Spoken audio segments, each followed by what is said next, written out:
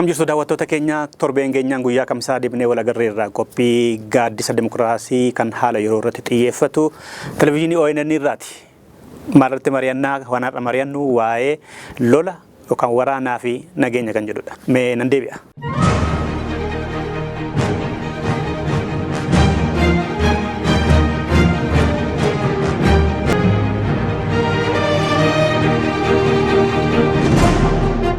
Egaa haala yeroo kan addunyaa kan biyya keenyaa kan gaanfa Afrikaa fi Afrikaa kanarratti dhimmoota adda addaa irratti ofii keenyaa keessumaa sitti affeerree kanaan dura waggootii arfan shanan darban akkuma dhiyeessaa turre har'as mata duree haala yeroo ka ta'e waa'ee lolaa fi yookaan waraanaa fi nageenyaa jedhudha.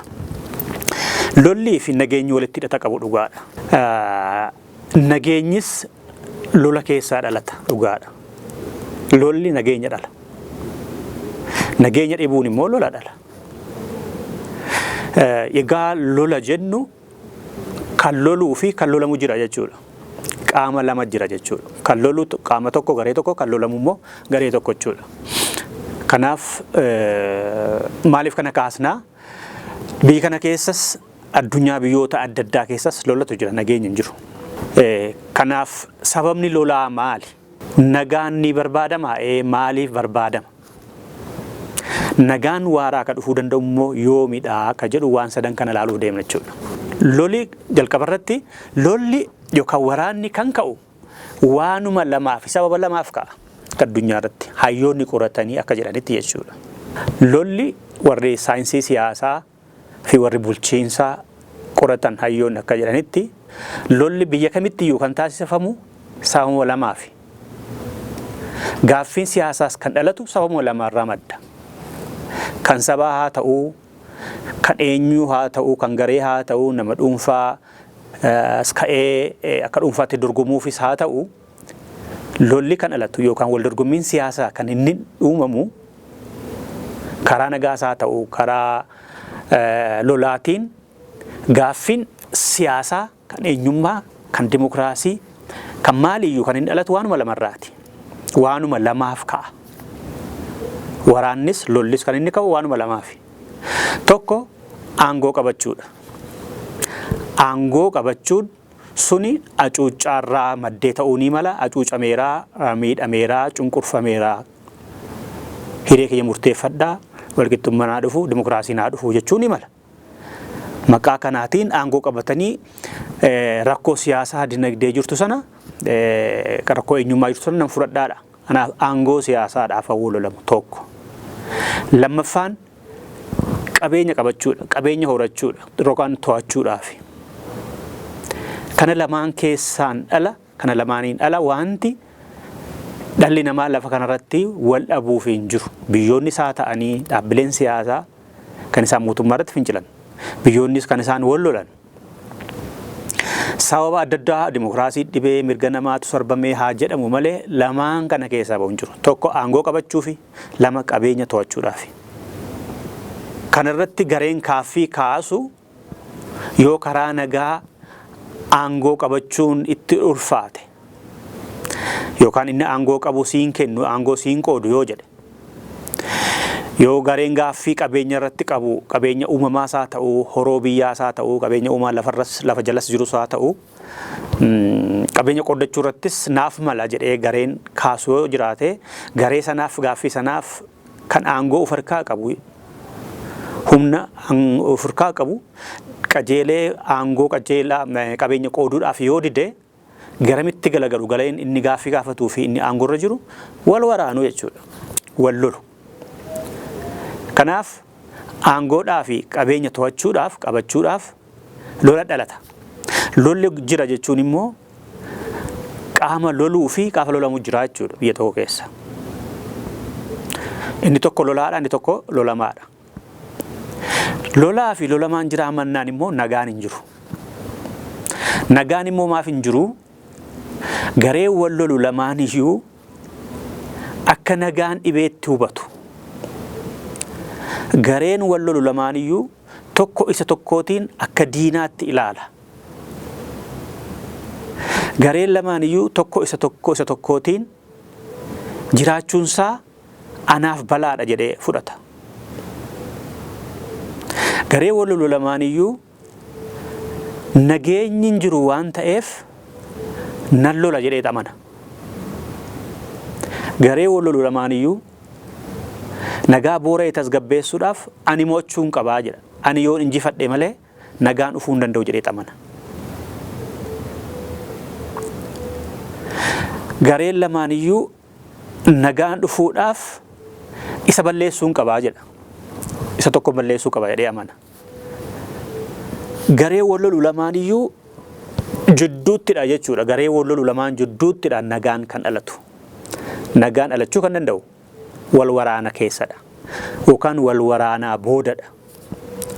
Hayyoonni akka jedhanitti nagaa buusuudhaaf waraanaaf qophaa'ee jedhu. Yoo humna qabaatte, yoo cimte diina keerra humna si dhaansisu yoo argatte, gareen lamaanuu yookaan walii galaniitu nagaan akka dhufu taasisu yookaan immoo ati injifatta jechuudha. Ati injifannaan immoo nagaa buusuu dandeessa. Kanaaf nagaa buusuudhaaf waraanaaf qophaa'uudha jedhu. Abbaan humna caale waraanaaf qophaa'ee humna teknooloojiitiin, humna namaatiin, meeshaa waraanaatiin abbaan caale, abbaan injifate deeggarsa uummataa akka qabu yoo injifate nagaa fiduu hin danda'a. Booda sirna dimokiraatawaa ta'ee dhume akkamitti dhufaan immoo laalla booda. Kanaaf nagaan kan dhufu lolaa booda. Lolatu wal dhabdee qaama lolaa fi lolamaatu nagaa fidaa, nagaa dhalchaa jechuudha. Kanaaf garee warwaraanu akka diinaatti waan wallaaluuf garee warwaraanu tokko bade malee innis tokko bade malee anaaf nagaan dhufuu hin danda'u, nagaa fiduu hin danda'u jedhee waan amanuuf. Gareen lamaanuu nagaan akka hin jirre waan beekuuf yoon isa balleesse garee sana balleesse malee biyyi kun nagaan qabaatu jedhee waan amanuuf. Gareen lamaanuu aangoo irra turuu kan hin danda'u yookaan immoo aangootti ol ba'uu kan hin danda'u kan nagaa booresse kana balleessuun qaba jedhee waan amanuuf yookaan immoo kan aangootti ol ba'uu danda'u isa kana yoon balleessedha jedhee waan amanuuf gareen lamaanuu wal lolu jechuudha. Gareen lamaanuu jidduutti yoo nagaan dhufuun carraan nagaa dhufuu yoo maseene lolli itti fufaa, dhiigni dhangala'uun itti fufaa, nagaa dhabuun itti fufaa, biyyi hiyyummaa keessa, goolama keessa amma haga diigamuutti deemuu dandeessi. Uummanni baqatee biyyaa ba'a, qeef qabeenyatu bada, lubbuutu bada, qabeenya mancaa, guggubata.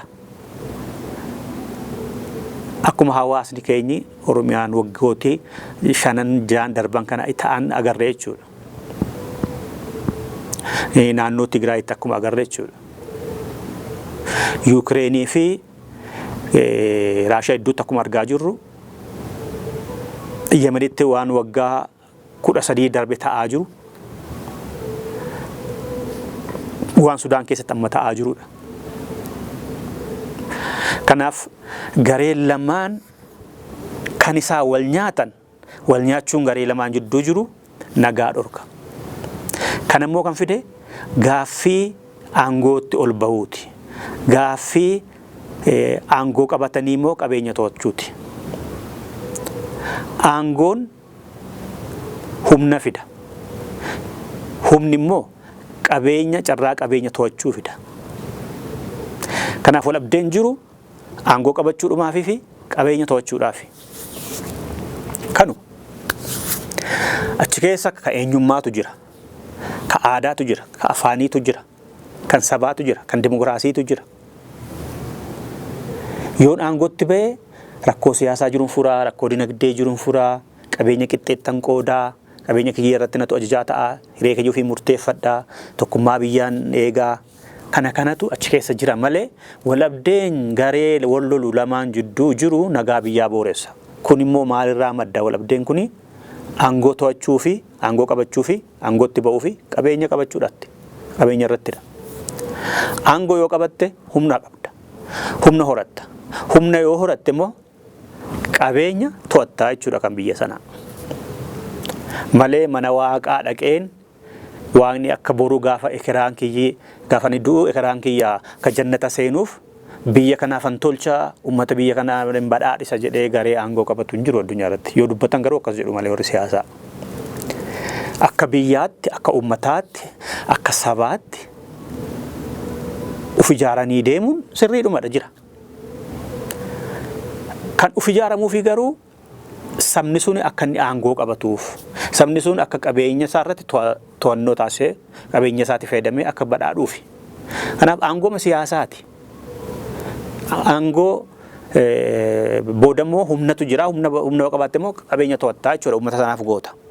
Sirna kanaa booda ijaaramuu sanadha kan immoo qabeenya sana dhuguma sirriitti lammiileef oolchaa'oo sirriitti qoodaa'oo ka jedhu immoo kan dhufuu booda kan laalamu jechuudha. Biyyi bilisummaa qabaatanii biyyi bilisummaa qabaattee walabummaa hin qabne jiru. Biyyi walabummaa qabaattee biyyi walabummaa yookaan birmadummaa qabaattee bilisummaa hin qabne jirti. Lolanii erga diina ofirraa balleessanii kaalasanii kolonii ofirraa cabsanii booda uummanni immoo rakkootti hafee biyyaa godaane abbaa irree ta'an jiru. Olluma keenya Eertiraa waggaa 30 loltee birmadummaa ishee argatteetti walaba baateetti. Uummati ishee yeroo bilisummaa hin qabu. Guddinis hin jiru biyya gadhiisanii badaniiru. Kan keetti hafee jaarsaaf jaartii. Warra aangoorra jiranis warra waraana keessa jiranis warri mana jiranis jaarsoof jaartii qofa dargaggeessiif dargaggeettiin keessaa yaadeette. Kooriyaan kaabaa Kooriyaa kibbaa faana wal loltee har'aalee wal lolaama jirti. Ameerikaa faana, Jaappaan faana, Kooriyaa kibbaa faana garuu abbaa irree aangoorra jira. Kanaaf yeroo hundumaa walaba bahuun bilisummaa fidaa miti. Warri walaba bahanii immoo bilisummaa argatan lakkoofsa isaan qabanii baay'eedha. Awurooppaan akkasitti, Ameerikaa akkasitti, Eeshiyaan kun Awustiraaliyaa fa'aa kan guddatan jechuudha. Bilisa bahanii dinagdeen isaanis bilisummaadhaan uummanni isaa nagaan bahee galaa qabeenyi ittiin guddataniiru nagaan jiraatu sadarkaa nagaa keessa jiru. Kanaaf amma lolli maalirraa akka dhalatu agarreerra. Nagaanis maaliif akka badu laalleerraa jechuudha. Nagaa waaraa'oo akkamitti dhufaa? Nagaanoo akkamitti dhufaa? Lola erga sababa lolaa barree nageenyi maaliif akka boora'u erga barree nageenyi immoo akkamitti dhufa? Nageenyi kan inni dhufuu danda'u inni guddicha sababa amma jenne kanaaf deebii kennuudha. Sababa aangoo irratti ka'u, sababa qabeenya to'achuudhaaf ka'u, lola kana lamaaniif ka'u kana hambisuudha. Kun immoo akkamitti hafaa? Tokko qooddannaan qabeenyaa horoo biyyaa qabeenya hoggaan jedhu kan lafarra jiruuf lafa keessa jiru albuuda isaa ta'u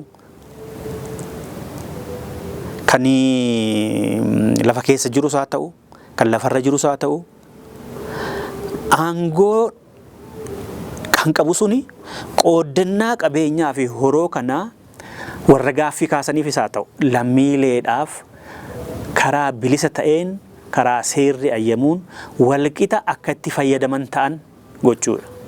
Kun gaaffii karaa qooddannaa qabeenyarraa tiin ka'u hambisa jechuudha. Qabeenyi biyyi sun qabdu loogii tokko malee garee dhuumanii garee akkasiif malee garee akkasiif hin kennu dhaaba siyaasaa akkasii warra deeggaran malee warra akkasiif nama mormaniif hin kennuun hafee carraan qabeenya horachuus carraan daldaluus carraan barachuus lammiilee ta'an qofaaf yoo walqixa baname yoo karaan qixxuma baname carraan qixxuma jiraate biyyi sun nagaa argachuu dandeesse. Kanaaf qooddannaa qabeenyaa horoo lammiilee hundumaaf uummata gaaffii kaasuuf naannoo isaa irratti biyya isaa irratti akka inni fayyadamaa ta'u taasisuudha. Irraa guuranii ormaaf kennuu yookaan akka inni fayyadamne taasisuu yookaan immoo dhaaba siyaasaa akkasiin filannee mormituu kiyya jedhanii nama isa filate kan aangoo harkaa qabu qofaaf carraa daldaluu, carraa qabeenya horachuu, carraa hojii argachuu qofa kennamee warra kaan hidhuu, ajjeesuu, ukkaamsuu, hiraarsuu akka inni fincilu gochuu yoo taasisaa jechuudha akkas gochuun. Tokko kana. Inni kan biraan qooddannaa siyaasaati jechuun bulchiinsa waloo dirree dimokiraatawaa hunda hirmaachisu yoo godhame bulchiinsa waloo yookaan gaaffii aangoo hin ka'u. Aangoon uummatarraa akka maddu hubatamee aangoon kan uummataati. Uummatatu filannoodhaan ol baasa garee aangoo qabatu jedhamee sirni akkasii yoo diriire sirna dimokiraatawaa, sirna dirree dimokiraasii bal'aa ta'e, sirna uummanni nagaadhaan abbaa fedhe loogii malee sodaa tokko malee kan naa ta'a jedhe filatee kan harka wayyabaatiin filatamee darbe immoo aangoo qabatu yookaan waloodhaan aangoo qooddatan yoo dhuumame bulchiinsa waloo ta'uun ni mala. Bulchiinsa waloo taanaan yookaan sirni dimokiraatawaan hunda hirmaachisaa yoo jiraate aangoon siyaasaa gaafatamee deebii dhabuun jiru jechuudha. Aangoo siyaasaan dhabe waan ta'eef jedhee kan qawwee kaasu hin jiraatu. Maaliif sirni biyyaa kan hin ijaaramee jiru kan nama qopheessu, kan loogii godhu, kan ana malee ana qofatu dorgamaa, ana qofatu biyya bulchuu qaba jedhu otoo hin taane wal dorgommii yaadaa qofa irratti hundaa'ee kan yaadni isaa gabaarratti uummata bal'aatiin bitamu, uummanni bal'aan kan fudhatu yaada irratti hundaa'ee uummannis baratee adda baasee billittoo isaa qofa dhaqee gaafa filannoo kaahee abbaa barbaade yoo filate yoo gareen tokko harka caalmaatiin akka heerriif seerri biyyaa jedhutti harka 100 keessaa harka 51 argatee ofiisaa bulchuu danda'a, warra kaanis hirmaachisuu danda'a. Yoommoo hundinuu dabarree bulchiinsa waloo ta'uu ni malu. Inni moo'es inni mootames bu'aansaa erga baramee booda karaa boordii filannoo aangoo karaa nagaa harka ol qabatanii jabaadhu waliin jedhanii kabajaa ol gaggeessu. Inni aangoo irraa bu'es kabajamee sodaa tokko malee tajaajilli inni kenneef galateeffamee faayidaan argachuu qabu immoo umurii isaa guutuu akka argatu taasise. Yeroo biraas inniif maatiin isaa akka siyaasatti deebi'anii dorgomanii biyya bulchuu danda'anitti carraan banamee fi jiraata. Carraan akkasii yoo dhuumame gaaffiin aangoo ka'ee deebii dhabee qawwee kaasanii bosona galan hin jiru jechuudha. Kan biraa sirna hirmaachisaa jedheera. Carraa barnootaa, carraa fayyaa, carraa qabeenya horachuu walqixa lammiileef loogii malee uumuudha. Qabeenyi biyyittii isa ilaalcha qofaaf hundaa'ee fakkeenyaaf lafa argachuu irratti, mana ijaarrachuudhaaf, qarshii liqeeffachuudhaaf, qabeenya horachuudhaaf, barachuudhaaf, waajjira keessatti keessummeeffamuudhaaf ilaalchi siyaasaa, ilaalchi deeggaruu fi deeggaruu dhiisuu dhaaba wayii xiyyeeffannaa keessa galuu dhabee abbaan dandeettii qabu dorgomee hojii akka qabatutti karaa keessaa bilbilaa fi xalaadhaan ajajjii tokko malee nama dandeettii hin qabne bakka guddaa kennuun hafee bakka hundumatti iyyuu xiqqaas haa ta'u guddaaf haa ta'u gubbaadhaan madakaatti carraa hojii jiru hunduu karaa qajeelfama qulqulluu bahee qofaan calalamee akka hojii argatu gochuu. Abbaan dorgomee kufe carraa isaati. Mana ijaarrachuufis haa ta'u, mana argachuudhaaf kan gandaas haa ta'u, lafas haa ta'u, bitachuudhaafis haa ta'u, loogii malee hunduu walqixa lafa argachuu, mana argachuu akka heerri ayyamutti jechuudha. Seera jirutti irratti hundaa'e. Bilbilaa fi keessaan mana fuudhanii kan gandaas haa ta'u kondominiyeemii namaaf kennuu, nama miseensa ta'eef isa kaaniin immoo oowwachuu.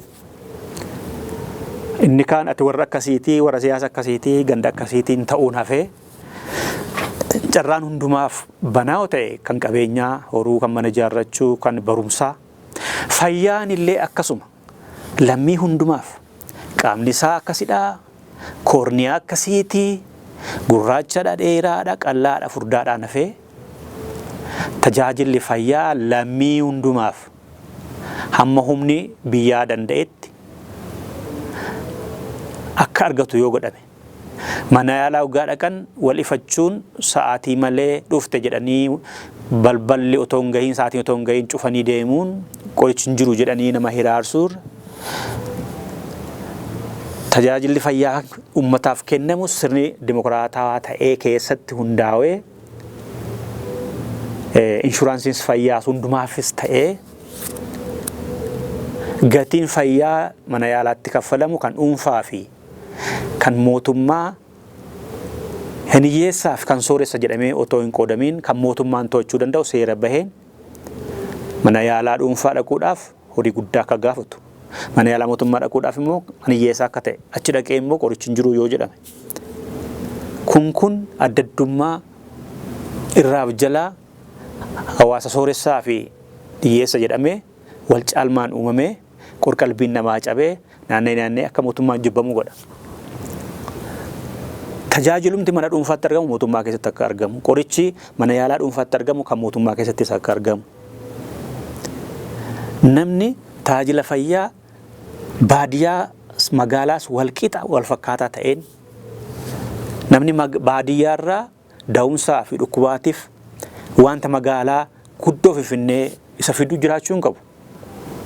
Naannoo 13 ka'aa Finfinneetti fiiguurra achuma naannolee keessattuu godinoota darbee aanoleetti manni yaalaaf tajaajilli fayyaa gahaan jiraachuu yoo jiraate kun ni ta'a. Inni kan biraan nagaa waaraa dhufuu danda'u sirni dimokiraatawaa dirree dimokiraasii bal'ise ilaalcha qofaan wal dorgomamu yaanni qawwee kaasisu akkan dhalanne kan taasisu aangoo irrattii fi qabeenya to'achuu irratti wal ajjeesuun kan hambisu yaadaan dorgomee namni hunduu wal dorgomee inni moo'ee akka aangootti ba'u inni moo'ame immoo amanee akka taa'ee dabaree isaa eeggatu waggaa filannoo itti aanutti yoo akkasii uumame mootummaan akkasii yoo dhalate lammiileen hunduu mootummaan kun kan kootii jedhee amana jechuudha. Biyyi kun kan kootii jedhee amana. Yoo waan akkasiin uumamu ta'e lolaaf lolamaa maqaballeessaa fi duula walitti banuu miidiyaa qabaniin sabaa himaalee qabamiin gareen kun akkasidha. Ani aangorraa kaanaan yoo biyyi kun hin baddii inni biyya balleessaa inni makararsaadha saba isaa malee biraan jaallattu kan jedhu karaa miidiyaa qabuu fi qawwee qabuu nutti fufe. Inni loluu kan biraanis ani yoo aangoo qabadhe malee biyyi kun baduuf deemti inni jedhus yoo itti fufe lammiileen bakka lamatti qoodama. Mootummaanis tajaajila kennu yoo loogii godhate namni bakka lamatti qoodama. Kan garee mootummaa biraa faayidaa argate lakkoofsa xiqqaatu isaa guddatus mootummaan akka jiraatu barbaada. Kan immoo loluu inni tajaajila dhabe immoo inni gaaffiinsaa deebii argachuu dhabe immoo inni ajjeefamee hidhamee manni irratti gubatee biyyaa bahe immoo gara warra mootummaa loluutti gora jechuudha. Kun immoo nagaa booressa. Lammiileen qoqqoodamanii mootummaa amma jiru kun kan koo miti jechuu fida. Biyyi kunis kan koo miti jechuu fida.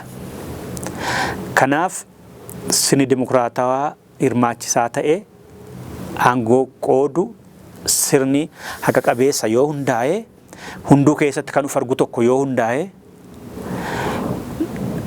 akkamman jedhe kanatti yoo haalli mijataa deeme lammiileen biyyi kun kan kooti mootummaan kun kan kooti jechuu danda'u.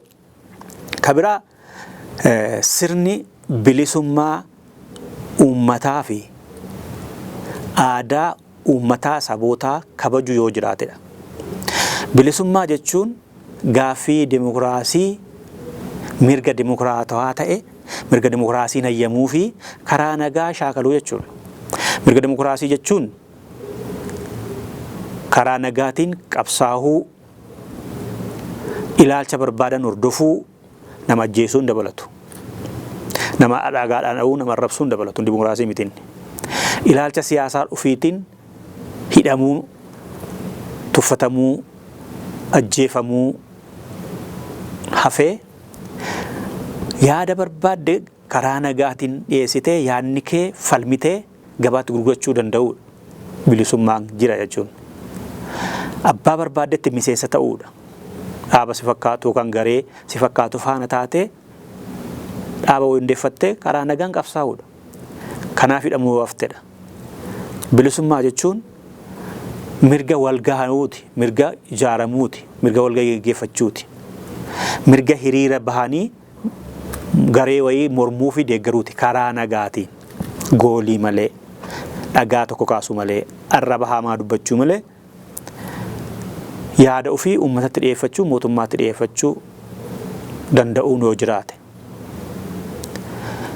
mirga barreessuu dubbisuu mirga qeequu jechuun ijaaruudha. Rakkin akkasii jira, rakkin akkasii kana immoo garee akkasiitu dhuumeera sirraa'uu qabaa. Heera akka jedhutti akkas jedha. Garuu gareen akkasii immoo heera cabsee seera cabsee kana godheera. Yaa qaama si laallatu mootummaa sirreessii jechuudha. Kana maaf natti kaafte jedhamee hidhamuu hin qabu. Bulchiinsi mootummaa sirni mootummaa biyya dimokiraataa ta'e keessatti qaama sadii qaba. Qaama seera baasu caffee yookaan paarlaamaa jechuudha. Qaama seera hiiku mana murtii fi federeeshinii mana maree bakka buutotaati. Qaama seera raawwatu poolisii fa'a. Waajjiroota ministeerota mootummaa sadarkaadhaan jiran gubbaa madakaatti. Kanaaf isaan kun akkas biyyaaf ta'utti yoo ijaaraman uummanni as keessatti yaada isaa fi maal isaa yoo gurguratee hiriira bahee miisa baay'ee maalirratti haasa'ee yaada qajeelaa isaa ta'u kan garee qeequ dhiyeessee abbaa barbaade filatee ijaaramee walgahii bahuu yoo danda'e bilisummaa gaaffii bilisummaa jiraa jedhuun kaasu. Bilisummaa jechuun mirga kanaati. Aadaa uummataa kabajee, afaan uummataa kabajee gaaffii aadaa irratti jiru, gaaffii lafa irratti jiru, gaaffii eenyummaa irratti jiru yoo deebii argate nagaan waaraa bu'aa deemaa jechuudha dabareedhaan. Kabiraa gaaffii mirga namaa bu'uuraa eeguudha. Namni nama waan ta'eef kabajamuu qaba. Namni uumamaatiin mirga rabbi kenneefii jira. Hafuura baafachuu, midhaan nyaachuu, nagaan deemee galuu, wal horuu mirga uumamaa rabbi kenneefiiti. Midhaan nyaachuun dhowwamee, harkiif miilli xaxamee, kan qabamee karuma irratti ajjeefamee gatamu, manaa baafamee ajjeefamu yoo ta'e mirga uumamaa rabbi namaa kennetu sarbamee jechuudha. Kun immoo nagaa dhorka. Uummanni biraas namni biraas ahaa qaamni kun akkas godhamiti jedhee akka inni irratti fincilu yaada kaasu warra fincilaa jirantti akka dabalamu taasisa. Kabiraa mootummaa loogii fi garee uumu hafee mootummaan nama isa filates nama isa hin filannes qixxeetti tajaajilu dhalachuu qaba. Kabiraa wal ta'uudhaan biyya tokko keessatti utubaalee dimokiraasii jechisiisan dhaabbachuu qabu. Caasaan mootummaa sadansiin jedhe kuni tokko isa tokko to'achuu qaba. Kan seera baasus, kan seera tumus, kan seera hiikus isaan kana sadan isaanii cinaatti immoo humni guddaan tokko sirna dimokiraatawaadha kan jechisiisu jira. Kan isaan kana to'atu karaa haqaatiin jechuudha. Inni immoo miidiyaadha. Sadan kuni wal to'achuu qabu. Sadan kun olaantummaa seeraatti amanuu qabu. Sadan kuni uummataan filatamanii uummataa fi biyyaaf akka tajaajilanitti of ilaaluu qabu. Madda dinagdee fi madda aangoo fi madda qabeenya saammatanii lammii ofii fi maatii ofii qofaaf yaaduu darbanii biyyaaf lammii itti aanee dhufu biyyi kun horattu gara fuulduraatti dhufuuf yaaduu qabu. Kanaaf jaarmiyaalee dimokiraasii jiraachisan, utubsan, misoomsan, bal'isan, guddisan biyya tokko keessaa qaamota amma jedhe qaama seera hiiku, seera baasuuf, seera tumu, seera tumuu seera hojiirra oolchu isaan kun walabaan ijaaramu. Kabiraa miidiyaan dhiibbaa eenyuyyuu malee uf danda'e akka ijaaramu heerri biyyaa ayyamuu fi mootummaan kan mataasaa jedhu dhiisee akka walabaan socho'u miidiyaamti uummataa jedhamu iyyuu miidiyaan pabliik jedhamu kun mootummaa jechuudha biyya kanatti. Yeroo tokko immoo kan uummataati jedhu. Garuu waan mootummaa aangoo qabateetu hordofaa yoo naga'e ajajaa yoo naga'e ammas kan jiru akkasumadha. Garuu miidiyaan otoo walaba jiraatee kan dhuunfaa warra jedhamanis immoo garee tokkoof loogii gochuu dhiisanii mootummaa irratti duuluu isanii dhugaa abbaa qabu qofaaf mootummaan dhugaa qabaate dhugaa isaa gadi baasuu fi gareen biraas yoo dhugaa qabaate dhugaa isaa gadi baasuu ilaalchaa fi sabarratti fi jibbisa irratti hundaa'anii walitti duuluu nafee dhugaa qofaa fi biyya guddisuu keessa irratti kan hojjetu miidiyaan walaba yoo jiraate kabiraa raayyaa ittisa biyyaa poolisii sadarkaadhaan jiran federaalaa hanga naannoleetti jiran ka biyya isaatti boordii filannoo mana murtii isaan kun loogii siyaasaa irraa hafanii yoo sirni tokko paartiin aangoo qabatee biyya bulchu tokko yoo ka'e yoo mo'ame warra amman jedhe kun faana diigamuu qabani. Ijaarsi isaanii kan hundaaf ta'u ta'ee hunduu amanee poolisiin biyyittii kan kooti. Manni murtii biyyittii haqa qabeessadha. Miidiyaan biyyittiis loogii malee dalaga. Hunduu irratti dhiibbaa irratti hin godhu. Kan dhuunfaa ta'u kan mootummaa abbootiin qabeenyaas warri siyaasaas warri amantaas warri siyaasa dhuunfaa ta'u kan mootummaa keessa jiranis dhiibbaa irratti hin qaban jedhamee kan miidiyaan dhuunfaa fi sabaa himaaleen dhuunfaa fi kan mootummaa yoo sirriitti dhugaa irratti xiyyeeffatanii hojjetu ta'e dimokiraasiin jira jechuudha. Miidiyaan kun immoo walaba ta'ee sirriitti amma jiraatetti qaamni mootummaa sadan sun akka isaan hin balleessine yoo balleessan immoo miidiyaan kun hordofee isaan saaxilee karaatti seeratti akka deebi'an isaan taasisa. Qaamni raawwachiisu dubbicha hordofee mana murtiitti dhiyeessa poolisiin fa'aa jechuudha. Kun yoo jiraate hiyyummaa hir'isuu beela balleessuu imaammanni akkasii bahee hojiirra yoo oole siyaasni biyya tokkoo fi biyya tokko tasgabbeessee ollaa isheettis nagaa ollaa kan kabachiisu sodaa kan hin uumne yoo ta'e nagaa waaraa jiraata. Hiyyummaa hir'ataa deema. Kan qawwee kaasutuu fi kan biyyaa baqatutu dhiba. Kabiraani hiriira nagaa hayyamuudha. Inni mirga dimokiraasii duraan kaaseera. Hiriira hayyamuu jechuun garuu hiriira mormii hayyamuudha. Hiriira mormii sun garuu kan goolii kaasu akka hin taane maqaa hiriira bahuutiin goolii kaasuun yoo dhalata ta'e hayyamamuu hin qabu. Kun yoo ta'e nagaa waaraan dhufaa jechuudha. Nagaa waaraan immoo maaliif barbaachisa hoo? Gaaffii isa sadaffaa fi isa dhumaati. Nagaa waaraa kan barbaachisu lammiileen biyya sanaa hundinuu nagaa waaraa biyya tokko keessa jiraate uummanni biyya sanaa tokko tokkoon koorniyaa malee loogii malee sodaa malee ani shamarree waan ta'eef dubartii waan hin ta'eef dheeraa gurraacha gabaabaa furdaa qal'aa waan hin ta'eef otoo hin jedhiin haala kamuu keessatti biyya sana keessatti sodaa malee bahee gala. Amantaa qaba mootummaarraan jenne kana. Poolisiirraa amantaa qaba. Yakkatu hin jiru biyya sana keessa. Mootummaan hattoota, saamtota, malaammaltummaa, kachachaltoota ni balleessaa waan ta'eef. Kanaaf nagaa waaraa yoo jiraate uummanni nagaan bahee gala. Haalaaf biyya nagaa keessa jiraata amantaa horaa biyyittii irratti jechuudha. Kabiraa biyyi sun tasgabbooftuu taatee dinagdeen ishee siyaasni ishee qorqalbiin biyya sanaa akka guddatu ta'a. Hunduu hojiitti amanuu hunduu tattaafatanii guddachuu malee hatuu fi firaan loogiidhaan lafa argachuu mana argachuutti amanuu yoo ta'e hunduu mootummaan qulqulluudha jedhee amanee mootummaan dhuguma qulqulluudha yoo jedhe hunduu kan inni fiigu sammuu isaatti fayyadamee kalaqatti misoomatti guddinatti akka Jaappaan fa'aa fi akka Kooriyaa kibbaa carraan barnoota argachuu carraan hojii argachuu carraan qacaramuu carraan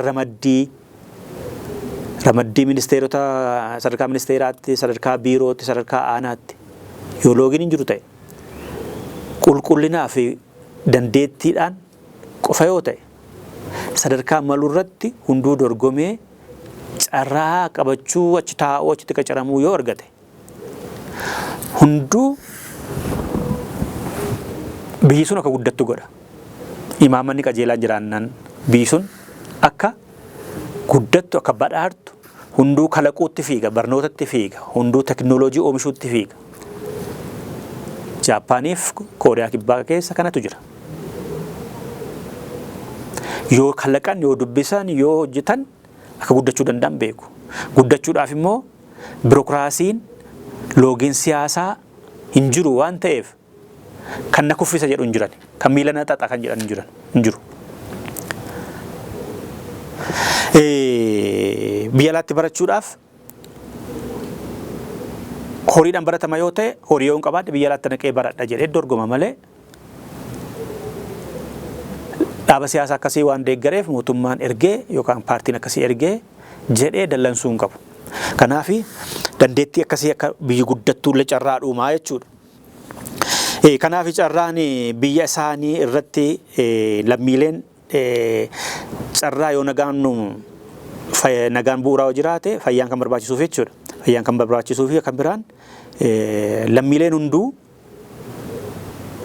kan biyyi isaanii isaaniif kennitu argachuuf carraa qabu. Tajaajila biyyi isaanii lammii waan ta'aniif kan biyyi isaanii kennituu fi argatu jechuudha.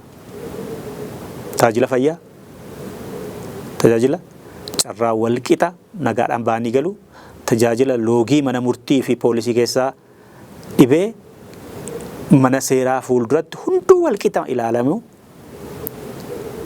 carraa barnootaa, carraa fayyaa argata biyya isaarraa walqixa argata. Innis deebisee biyya isaaf kan gumaachuu qabu, biyya isaaf hojjetee kan galchuu qabu, gibira kaffaluu isaa ta'u, waraana ta'uu isaa ta'u, lolee biyya isaa eeguu, daangaa isaa eeguu isaa ta'u, kalaqee biyya isaa beeksisuun isaa ta'u, biyya isaa misoomsuun isaa ta'u, hiyyummaa keessaa baasuun isaa ta'u, kan biyya isaaf gumaachuu qabus innis ni gumaachaa jechuudha yoo nagaan nu waaraa jiraate. Kun faayidaa fayyaati. Daawwattoota keenya egaa har'a dhimma nagaa fi waraanaa irratti hundoofnee qophii keenya kan qindeeffanne hagammaatti kan hordofta kana fakkaata. Fayyaa fi nagaan yookaan lollii fi nageenyi walitti hidhata. Lolli kan inni dhufu waan lamarraati, waan lama qabachuufi. Tokko aangoo qabachuufi, aangoo qabatanii immoo humna ta'uufi, humna ta'anii immoo qabeenya to'achuufi. Kanarratti garee lama wal qoodanii wal lolu. Lamaanuu akka nagaa hin jirreetti hubatu. Lamaanuu tokko isa tokkoon nagaa booresseera jedhee isa loluu qaba jedhee isa injifachuun qaba jedhee amana. Lamaanuu tokko isa tokkoof akka diinaatti akka balleessaatti hubata waan ta'eef isa balleessuun qaba. Anatu nagaa buusa jedhee amana. Jidduu kanatti lolaa boodadha nagaan dhufa. Nagaan kan dhufuu danda'u yoo tokko isa tokko injifate yookaan lamaanuu erga wal lolanii humna isaanii erga baranii booda fedhii siyaasaan wal cinaa taa'anii minjaala irratti mari'atanii karaa nagaatiin nagaan bu'uu danda'utti yoo amananidha. Lola keessaa bahaa jechuudha nagaan. Yoo lamaanuu immoo carraa nagaa buusuu dhorkatan lolaa ittuma fufu, loluun ittuma fufaa, dhiiguun itti fufaa, biyyummaan itti fufaa, godaansi itti fufaa, bara baraan maqaan hiyyummaa biyya sana fakkeenya godhataa gargaarsa kadhataatti fufamaa jechuudha. Nagaan waaraa akkamitti dhufaa kan jedhu ilaalleerra. Faayidaan nagaan qabus isuma amma jedhe kanadha. Kanaaf hanga ammaatti waan oolee turtaniif guddaa galatoomaa kanan jedhu qopheessee kana dhiyeessee Andassuu Duulaati. Sagantaa kana waraabee immoo kan editii godhe Habtaamuu Birraati. Torbee dhimma biraatii walitti deebinaa. Haalaaf bakka turtan hunda isaa keessatti nagaa fi kabaja isinii hawweera. Nagaatti.